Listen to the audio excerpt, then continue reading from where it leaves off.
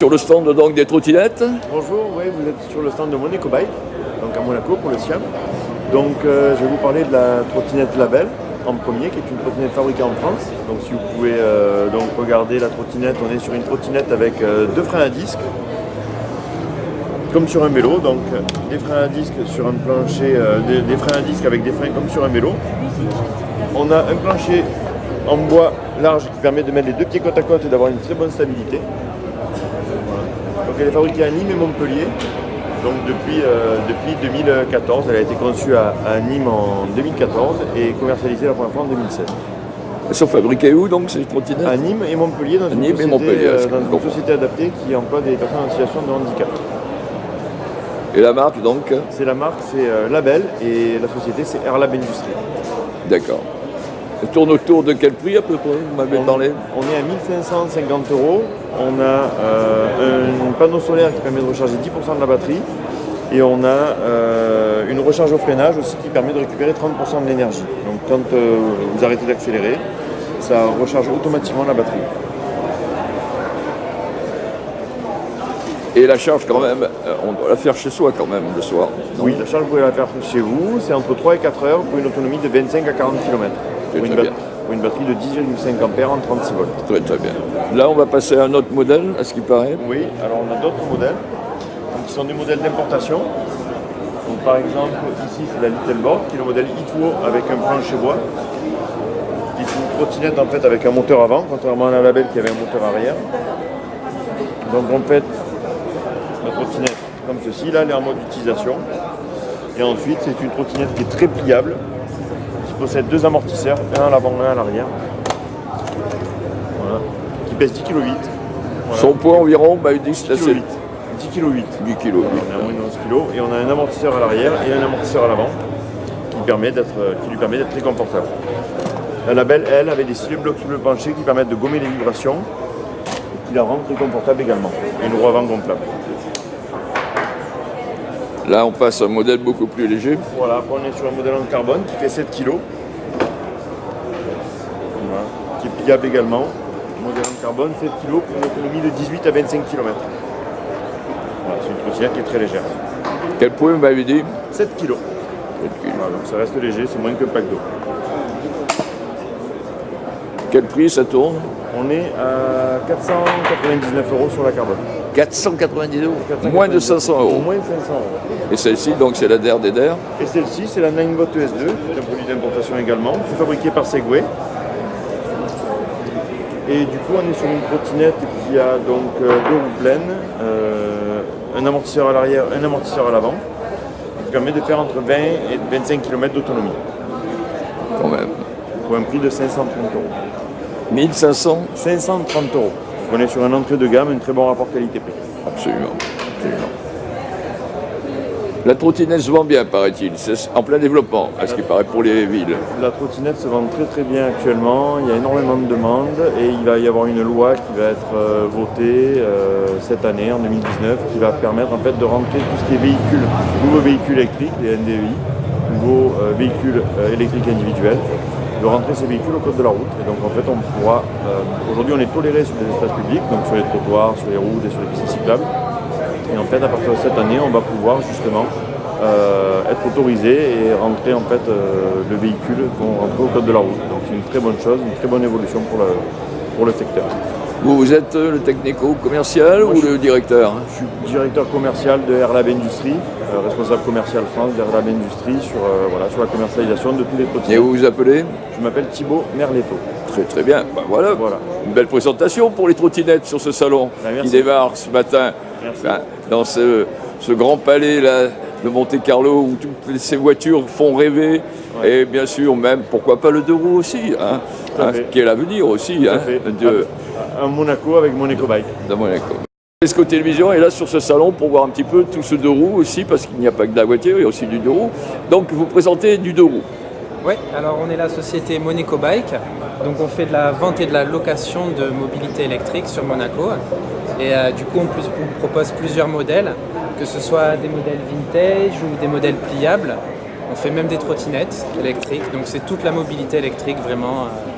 Donc là, on a affaire à un deux roues qui est pliable. C'est C'est quoi exactement ce deux roues? Donc ça c'est un fat bike pliable, donc qui permet d'aller sur tous les chemins. Donc il a les avantages d'un vélo à grande roue parce que avec les gros pneus il est quand même beaucoup stable, et les petites roues parce qu'il est pliable. C'est l'avantage. Après on va passer à un modèle absolument de luxe. Je crois qu'on m'avait dit que c'est fabriqué en Belgique. C'est du franco-belge. Méné Bike, c'est ça, ou Monaco Bike. Monaco Bike, c'est sa marque, et la marque du vélo c'est Wattitude. Wattitude, d'accord. Voilà, et c'est fabriqué en Belgique. Alors vous m'avez expliqué qu'il y a dessus tout ce qui est la partie électrique, c'était central. Alors, on a la batterie qui est ici, et on a le moteur sur le moyeu arrière du vélo. Et donc ça c'est vraiment vélo vintage. Et les prix sont autour de 2800 à 5000 euros. Ah, quand même. Ouais. Donc c'est quand même des vélos de prestige et de luxe quand même, en électrique. Le scooter sur Monaco, ou même dans les petites villes. Après on va passer, je vois, au E-Bob. Le E-Bob, c'est quoi le E-Bob? C'est le même que vous avez filmé, c'est le pliable. Ah, c'est le même, ok. Là, il est déplié. Voilà, là c'est le modèle déplié avec sa coche en cuir. Son prix à peu près? 1990 euros. Moins de 2000 euros. Voilà, moins de 2000 euros, et ça remplace vraiment Autonomie assez longue? Autonomie à peu près, on est dans les 45-50 km dans la région où ça manque beaucoup. Sinon, sur du plat, ça va être du 80 km. 80 km. Très très beau avec les sacoches à l'arrière, c'est vraiment du luxe. Avec le petit casque qui va avec, Egide. Ah, le casque assorti. Magnifique. C'est compris dans le prix? Non, c'est pas compris dans le prix. Ah. Un petit supplément de combien? Oui. Non, le casque, c'est une fabrication française. Donc c'est du cuir pur fleur, et c'est la marque Egide qui fait ça. Egide Paris. Oh, c'est magnifique, c'est vraiment du luxe. Piqué main et tout. Voilà, exactement. Après, on va passer bien sûr à du vélo c'est toujours le même, en noir? Ouais, voilà, e-Bob noir. Oui. Là, alors, les deux modèles, ils sont noirs, ceux-là. Voilà. Mais c'est les mêmes qu'on vient de filmer. C'est les mêmes, exactement, voilà. C'est une question de goût, de couleur. Ouais. On bien peut sûr. choisir, on peut personnaliser, il y a 11 couleurs, et on personnalise. Ah, vous avez 11 couleurs? Ouais. Ah, très bien. Personnaliser le vélo comme vous voulez. Et sur celui-ci, vous pouvez changer les garde-boue et les capots. Ah, très bien. Et ensuite, on a le VTT. Alors là, c'est quoi celui-là? Ça a l'air d'être la bête aussi. Alors ça, c'est un VTT de descente, c'est Nox Cycle, c'est une marque autrichienne, et elle est équipée vraiment de tous les composants allemands, les meilleurs qui soient. Et ça, c'est vraiment pour faire du all mountain, enduro, pour les grands sportifs. La batterie est intégrée directement dans le cadre. Oui. Autonomie, est-ce importante ou pas? Ouais, 120 km. 120 km. 120 km, et c'est un moteur central. Un moteur central. Son prix avoisine à combien à peu près? 7000 euros. Enfin, ça va de 3000 à 7000. À 7000 euros. Voilà, celui-ci, c'est le modèle à 7000. Ça, c'est le modèle à 7000 euros. Donc, c'est considéré comme un vélo de luxe. C'est ça à peu près. Un VTT de luxe. Vélo de passionné, voilà. Il faut vraiment être la passion. Ouais, il faut être passionné. Vous-même, vous êtes passionné? Ouais, VTT, beaucoup. Vous faites du VTT où ça? Ouais, dans la région, sur Paye, Col de la Madone, tout ça. Vous êtes le directeur commercial? Ouais, je suis le gérant de la société. Et vous vous appelez comment? Vadim. Ah, Vadim, d'accord. Vous êtes content de vendre du deux roues? Ouais, c'est sympa. Bien, il y a une belle clientèle. Ouais. Les gens reviennent aux deux roues? Ouais, de plus en plus. Oui. Surtout avec la circulation à Monaco, ça c'est compliqué. Donc, bravo. Super. Merci en tout cas de l'accueil, et surtout d'avoir eu la gentillesse de nous expliquer un peu tout ce marché du deux roues qui est en train de reprendre une extension beaucoup plus que par le passé, puisque les gens commencent à se retourner vers le deux roues, vu que la voiture, on ne sait plus très bien où la mettre. Oui, bien sûr. Merci. Et Esco Télévision vient de découvrir quelque chose d'extraordinaire sur ce salon qu'on ignorait. Voilà. Un engin un petit peu spécifique, très technique, qui me dépasse un peu, parce qu'ils vont nous expliquer comment ça fonctionne. Ces messieurs. Bonjour. Alors, vous êtes fabricant ce sont des prototypes? Ce sont des prototypes, donc nous sommes des élèves en école d'ingénieurs l'ISAT situé à Nevers, à côté du circuit de Manicourt. Où ça? À Nevers, à côté du circuit de Manicourt, donc dans le centre de la France. Donc nous sommes une école d'ingénieurs en automobile. Et donc le but de ce prototype est de participer au Shell Eco Marathon, une compétition visant à parcourir le maximum de kilomètres avec l'équivalent énergétique à 1 litre de carburant. Donc on a pour l'instant 2 prototypes en état de fonctionnement. Nous avons ici le prototype thermique, donc c'est une monocoque en carbone avec un moteur de 35 cm3 de série monté sur des débroussailleuses qui a été modifié afin de baisser les consommations via une injection à la place du carburateur et divers systèmes ajoutés via l'échappement et l'admission. Ensuite, nous avons un deuxième prototype derrière vous. Alors, vous voyez un prototype là, oui. Alors, il est tout bleu. Celui-ci, on a une seule coque car nous participons à une seule compétition avec un seul prototype à la fois. Nous parcourons avec l'électrique.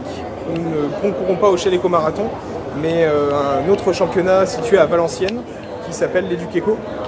Donc au niveau des performances que nous sommes arrivés à tirer de nos prototypes, nous avons fait environ un petit peu plus de 2500 km avec l'équivalent énergétique d'un litre de carburant avec le modèle électrique, donc à Valenciennes. Et avec notre prototype thermique, nous avons pu faire 1260 km. Vous avez fait combien là? 1960 km par litre de carburant. Ah, très bien. Donc pratiquement aucune consommation. Voilà, très faible. Alors comme vous pouvez voir précédemment sur la vidéo, le réservoir fait 100 ml, donc c'est très peu. Voilà, donc c'est intéressant pour l'avenir. L'objectif est d'améliorer les moteurs. Dans cette optique, nous sommes actuellement en train de développer un nouveau moteur prototype ainsi qu'un nouveau châssis pour entrer dans une nouvelle catégorie car nous souhaitons le faire fonctionner à l'éthanol. Comment qu'on peut avoir des autorisations pour conduire des engins comme ça en ville ou un petit peu, c'est que sur des circuits, comment ça se passe? Actuellement c'est très particulier étant donné qu'on participe notamment dans la catégorie prototype, ils ne sont pas du tout homologués pour rouler sur route. Oui. Voilà, parce que ce sont des circuits, ils sont en l'occurrence fermés lors des compétitions. Actuellement c'est pas possible, mais peut-être qu'à l'avenir ce genre de prototype pourrait se développer plus et être accessible au grand public, pourquoi pas. Donc ça pourra toucher monsieur tout le monde. Hein. Voilà. Après, c'est pas encore pour monsieur tout le monde. Ce qu'on peut retrouver aussi dans la compétition du Shell Eco Marathon, c'est qu'en fait il y a une autre catégorie qui s'appelle l'Urban Concept, qui est très intéressant à voir. Nous c'est ce qu'on voulait commencer à développer pour commencer à préparer un prototype où là les prototypes en fait sont plus proches d'une voiture d'une petite citadine de série. C'est-à-dire qu'on a obligatoirement des essuie-glaces, des portes, des clignotants, des feux. Et en fait on s'approche vraiment de la citadine de série en basse consommation, avec la possibilité d'avoir un véhicule autonome aussi. Donc principalement, on peut concourir aussi à l'hydrogène avec une pile à combustible. Donc c'est vraiment les énergies alternatives. L'avenir, c'est certain qu'aussi les voitures à hydrogène, c'est certainement aussi l'avenir. Le but de cette compétition en fait est vraiment de promouvoir l'environnement, c'est-à-dire pour les énergies fossiles en abaissant les consommations et tirer le maximum d'énergie via le minimum de carburant. Et ensuite pour les énergies un peu plus ce qu'on appelle d'avenir, c'est-à-dire pouvoir avoir des panneaux solaires sur nos véhicules. C'est une solution que nous sommes en train d'envisager pour notre motorisation électrique par exemple. Et ensuite on retrouve des énergies qui sont actuellement en voie de développement par certains constructeurs comme les piles à combustible avec de l'hydrogène. Bien sûr. Vraiment des choses dont on pourra se procurer des énergies renouvelables et illimitées. Je vois que vous appelez Antoine. Oui. Antoine comment? Antoine Lombard. Donc, je suis le responsable du moteur prototype. Donc c'est le moteur prototype qui est conçu uniquement par les élèves ingénieurs en association avec d'autres entreprises qui sont nos partenaires et que nous remercions, qui nous permettent d'apporter des modifications en termes de performance et de leur expérience. On a un retour d'expérience vis-à-vis des défauts qu'on aurait pu avoir lors de notre conception. Et nous sommes actuellement, vous pouvez voir par là-bas, donc c'est une maquette d'impression 3D que nous avons réalisée au sein de notre école. Et juste à côté, vous avez l'équipage mobile du moteur qui est en train d'être fabriqué. Donc, nous sommes actuellement en train d'usiner. Diacosco Télévision, donc vous êtes ici pour présenter du deux roues essentiellement. Oui, tout à fait. Disons que moi je suis concessionnaire de plusieurs marques. Parlez fort. Hein. Je suis concessionnaire de plusieurs marques de scooters électriques. Et donc là j'ai une offre de Ping Mobility, qui est un ingénieur français qui a monté sa société après avoir eu une expérience en Chine. Et donc vous avez une partie, le Vespa pour se promener. C'est un véhicule qui est pour la malade. Ensuite vous avez des véhicules très utilitaires, très maniables, qui est beaucoup moins cher en utilisation urbaine. Pardon. Et là vous avez le livret. Vous avez livraison donc à domicile, toutes les livraisons. On en vend beaucoup aux infirmières en ce moment. Et donc ça a l'avantage que c'est très économique, très fiable. C'est-à-dire ça a une autonomie à peu près de combien par scooter? Le Vespa il est à 120, une batterie légèrement plus grosse. Et le livraison il a 80 km. Ah, très bien. Et le petit 60 km avec une seule batterie. Ah, il y a une batterie. La batterie étant là-dedans. Elle est sous le siège. Alors, surtout sa mobile. Ah, celle-ci aussi, je crois qu'on m'avait parlé de batterie dans le siège. Ouais. Ah, très bien. Il y a 2 batteries. D'accord. Temps de recharge, vous m'avez parlé? Entre 2 et 6 heures. 2 et 6 heures. C'est rapide ou normal. Son prix, j'ai compris, c'était à moins de 3 500 €. 3 490 pour le Vespa, 2 190 pour le petit urbain et 2 800 pour le livraison. Toute livraison. Qu'on adapte à la demande du client. Ah, vous adaptez à la demande du client. D'accord. Donc, j'ai compris, vous êtes sur Cannes pour le moment. Alors là, je suis à Cannes moi, en tant que distributeur concessionnaire, mais on a possibilité d'avoir quelqu'un sur Monaco qui fait l'entretien. Votre société, c'est laquelle? Cannes Riders. D'accord. L'objectif, c'est d'ouvrir Monaco Riders. Ah, bien sûr. Le marché est intéressant sur Monte-Carlo. Tout à fait. Oui, parce que aussi vous avez les Italiens qui viennent aussi ici acheter. Bien sûr. Donc vous avez une possibilité de développer votre marché aussi sur l'Italie. Et voilà. C'est une bonne idée. Je viens de vous la réinfluer. Une bonne technologie française. Ouais. J'y tiens parce que on pense toujours que l'électrique c'est que du chinois. Non, il y a aussi beaucoup d'ingénieurs européens qui y travaillent. Maintenant, il faut qu'on rattrape notre retard en matière de production industrielle. Bien sûr. Très belle finition, on le voit. La couleur est très sympathique. Et puis, c'est vraiment le Vespa, quoi. J'insiste aussi sur la qualité des batteries. Donc, c'est des batteries haut de gamme, même technologie que Tesla. Et donc, on n'a jamais de problème avec les batteries.